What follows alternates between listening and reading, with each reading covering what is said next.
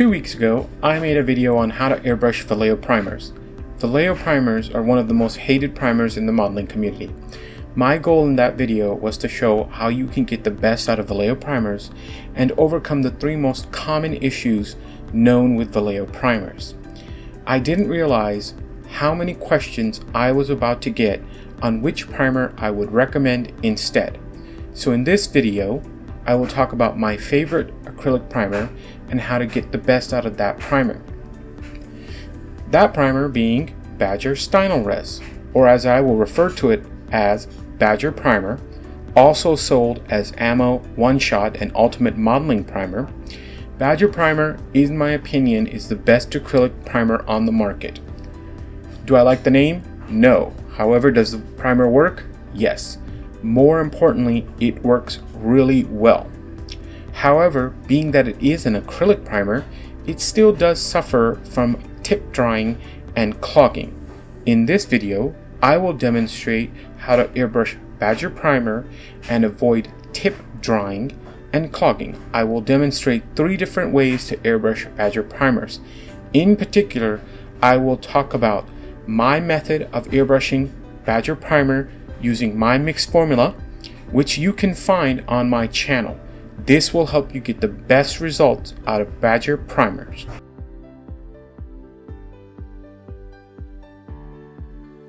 The first method I'm going to demonstrate on how to airbrush Badger Primer is what Badger themselves recommend, which is airbrushing the primer between 25 to 30 psi with a 0.5 needle nozzle setup.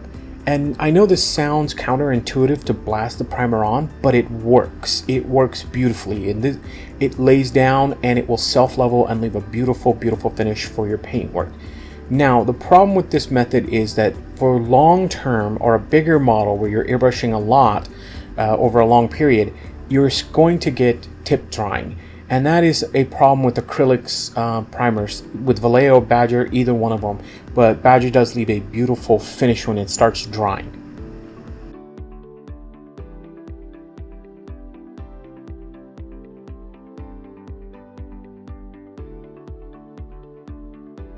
The second method of airbrushing Badger Primer is my preferred method, which is using my mixed formula to thin the primer and then airbrush the primer. And you will get a nice, beautiful finish this way, and you're not going to face tip drying, clogging, or any of the other issues common with acrylic primers. And you're still going to get that lovely finish Badger Primers provides. So here you can see I'm first going in lightly to break the surface tension and then building up the layers. But as I build up the layers and let it dry, it's going to leave a nice, smooth, silky finish, great for your paintwork.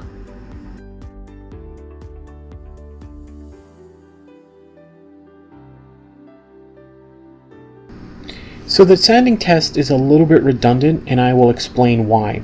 The cool thing about Badger Primer is that it sands beautifully even if you don't use my mixed formula. Just give it 2 to 3 hours and it's sandable, and it will feather out really, really nicely. The key difference is if you decide to use my mixed formula, you can sand the primer within an hour. And again, it will feather out really beautifully. And I keep mentioning feathering out. That's really important because at times you're going to have to do some repair work. You want your primer to feather out nicely. So when you come back with another coat of primer to bring everything together, it will look natural. It will not show any signs of previous sanding work or any fix-up you needed to do. And it's going to help your paintwork go to a next level. So you can see right there, I sanded it, I primed it again, and it's got this beautiful, nice finish. Everything looks great. You cannot tell that it was sanded previously.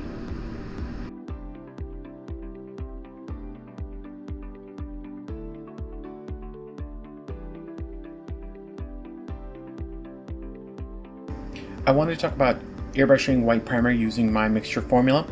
And what you have to remember is white primer is really difficult to airbrush. No matter it's Vallejo, Badger, it doesn't really matter. Acrylic white primer is a very pain in the ass to airbrush. You can't blast it on like the black primer or the gray primer.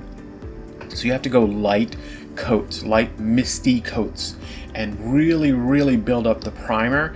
And it's going to take a little bit. I mean, I'm going multiple coats on this test piece here, but eventually you'll get it. It will leave a nice wonderful white coat on top. Give it time to dry, and it will dry back to a flat white coat, and then you're ready to go. And it will sand as well as any of the other primers, the black or the gray, so no issues there, but you just have to build it up slowly to get that effect. Here you go. As you can see, the part is already starting to dry and come back to a flattish type of finish.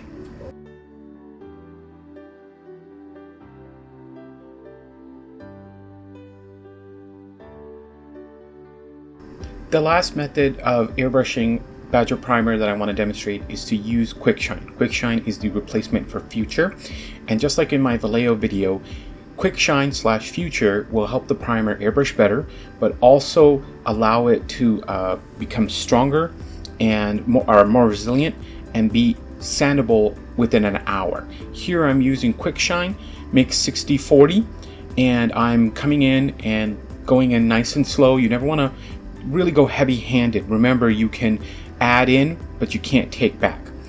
The other good thing about adding in Quick Shine to Badger Primer Black is that it will turn the primer a satin color, so if you want to do natural metal finish.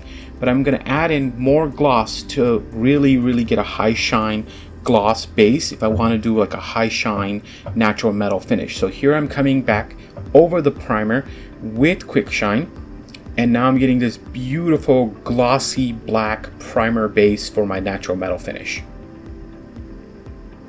Give it about 2 hours to fully cure and dry, and then you can go ahead and airbrush your natural metal finish on top.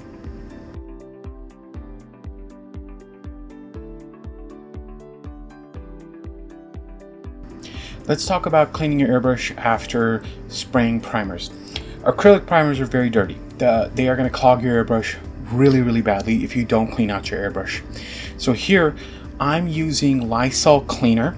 I'm cheap. Lysol cleaner is really effective, and it's not as smelly as, for example, lacquer. Now you can use a lacquer thinner to clean out your airbrush and it will work, but Lysol is cheaper and it eats through acrylics like acid.